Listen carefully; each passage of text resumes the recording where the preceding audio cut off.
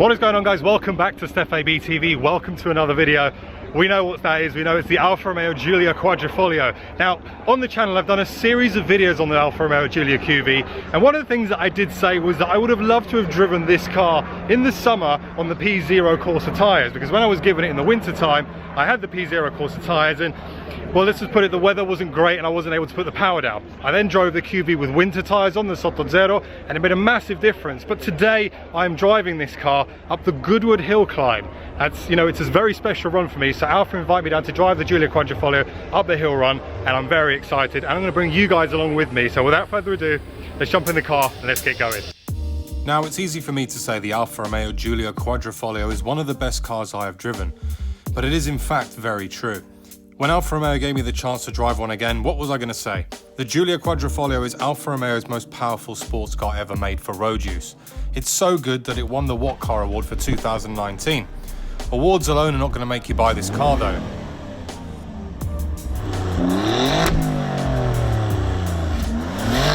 But what will make you buy this car is the way it makes you feel. The way it unleashes 510 bhp through the rear wheels and propels you to 60 mph in just 3.9 seconds, and it just keeps giving and giving as you fire through the gears. It's simply sensational. The steering feel is like no other steering I have felt in a car. If you are brave enough to run the car in race mode with all traction control off, it will keep your heart rate high and keep you on the edge of your seat quite literally as you use all the power to power slide out of corners and become best friends with oversteer. Then you have the adaptive aero, which actually works. It serves a purpose. It's not just there for show. In fact, everything on the Giulia Quadrifoglio has a purpose. Even the P0 Corsa tyres that were specifically created by Pirelli for the Giulia. And with the second-hand market prices now coming in at around 40,000, it makes this a brilliant purchase. Anyway, here's me having some fun.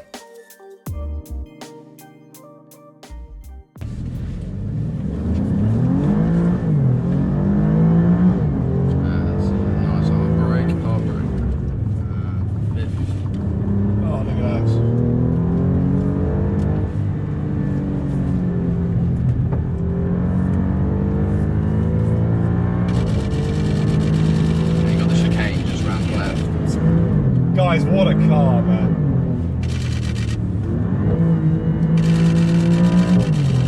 Oh, that's it. This thing is brutal. And you got a bit of sand through here. It'll be on your left-hand side, closer to the wall. That's it. We good? Yeah. We good. That's it. Nice.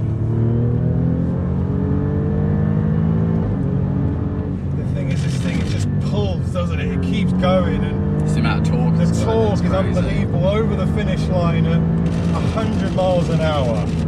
Now, I'm pretty sure that you're thinking, well, hang on a minute, you don't really tell us anything about that hill, right? And the thing is that it's because it's such an experience when you're at Goodwood, and you just get caught up in the moment, and my word, what an incredible experience that was. And to kind of try and summarize just how good this thing is, I mean, I've always talked about steering in my previous videos and how great this car feels to kind of steer. And, you know, it's minimal input for you to have any form of, am I going left or right? Straight. It's minimal input to really going to get any form of, real steering. It's just 125 degrees here and there, but the way this car puts the power down, the way it fires through the gears is unbelievable. It's just on another level. It really, really is incredible. The way those gears fire through on the ZF gearbox, amazing. The tyres, actually, there's been no wheel spin whatsoever, and we're really punched that. Granted, I didn't punch it so hard off the line, but wow, what a car. It's clear that emotion got the better of me in this hill run. I had a number of things I wanted to talk about the car that were clearly left at the start line, as I fully embraced this incredible experience with a massive thanks to Alfa Romeo UK. I would like to say that the tyres make such a difference to a car's performance. The P0 Corsa tyres in the summer felt great. Lots of grip with very little wheel spin, something that I was all too familiar with in the winter months. The other thing I wanted to touch on was the way the Giulia looks. It's a thing of beauty and a car that sits very high up my want list. It's attractive from every angle, and all the carbon fibre found both outside and inside the car makes this feel very high end.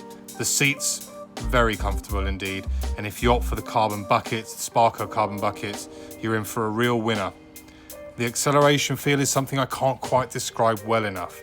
You really just need to drive one. With all its lightweight panels and pinpoint steering, the only thing left for me to really do with the Giulia is go out and buy one. Maybe. One day.